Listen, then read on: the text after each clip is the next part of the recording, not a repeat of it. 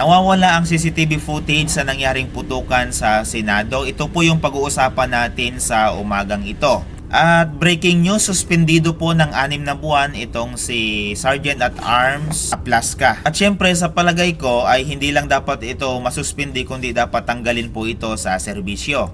At syempre dapat din siyang kasuhan dahil nawawala yung CCTV footage. Nagkataguan na yata ng ebidensya dahil yung CCTV footage na nawawala, yun po yung magpapakita sa tunay na nangyari. Kung ano nga ba talaga ang nangyari, sino nga ba ang unang nagpaputok, at ano nga ba ang totoong dahilan bakit ito nagpaputok. At ito din, dapat din mag-resign itong si Senator Alan Cayetano kasi siya yung nagpadala kay Sergeant at Arms Aplaska.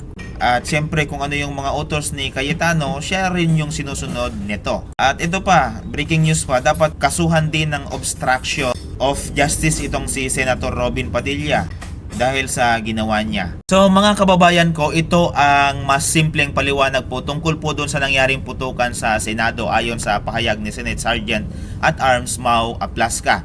So ayon po sa kanyang pahayag, nireview daw nila yung CCTV footage sa loob ng Senado matapos ang insidente noong May 13, pero ito po yung problema, wala raw camera footage na direktang nakakuha sa galaw ng mga tauhan ng OSAA at Philippine Marine sa mismong area kung saan po ang putukan. So ang nakita lang daw po sa CCTV ay yung nasa dulo or hulihan ng kanilang tactical personnel. Ibig sabihin po kulang ang video na pwedeng magpakita kung saan talaga ang unang nagpaputok o ano ang mismong nangyari sa pinakamainit na bahagi ng engkwentro. So ayon po sa paliwanag ni Aplaska, naramdaman daw nila na posibleng sugurin sila. Sugurin sila dahil nakita nilang marami ang kabilang grupo. So guys, komentuhan natin to, itong ano na to.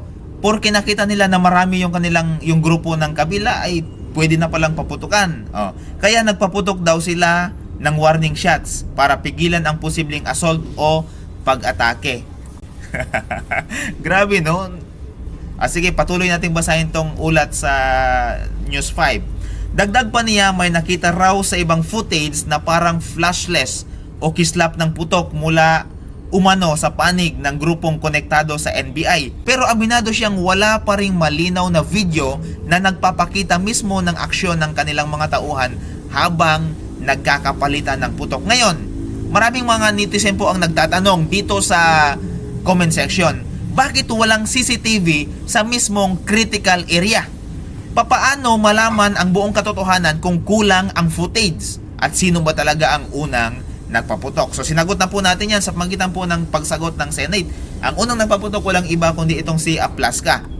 So samantala may lumalabas ding usapan tungkol sa Senador Jinggoy Estrada na umano'y nagsabing huwag mo nang ibigay ang CCTV copies. Pero sinabi ni Aplaska na wala raw siyang alam tungkol doon kaya hindi siya makapag-komento. Sa ngayon, mas lalong umiinit ang usapan dahil kulang pa ang ebidensya at marami pa ring tanong ang hindi nasasagot. So yan po yung ulat po ng yan po yung pinaka simpleng paliwanag tungkol po doon sa putukang nangyari. Pero ito yung makokomento ko diyan.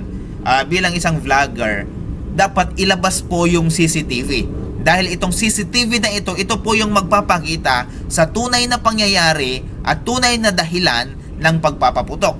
Mga netizen, ano ba yung masasabi nyo sa tagpong ito? So, ito lang. Sana mag-resign na si Alan Cayetano kasi siya naman yung nag-utos talaga at direktang pwedeng mag-utos kay Sergeant at Arms Aplaska.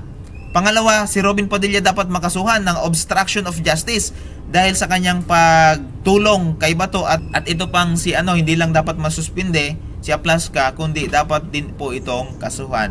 So guys, maraming salamat po at kung nagustuhan nyo ang video natin sa ngayon, paki-share and like po at ang pag-share nyo, pag-follow nyo ay napakalaking tulong na po sa atin para ma-spread itong mga balitang ito sa buong kababayan po natin na mga Pilipino. Para hindi po tayo basta-basta lang maniwala sa mga fake news dito po. Ito po ay kinukuha rin po natin itong mga ulat natin sa ulat po ng mga reporter sa TV na hindi na po, kasi syempre sa ngayon ay marami na hindi nakakapanood sa TV kaya yung iba dito sa Facebook napapanood. Kaya guys, paki-share po ng video ito, malaking tulong po ito para masugpo po natin ang mga ka-fake newsan. God bless you And kahit DDS ka, mahal ka ng Diyos.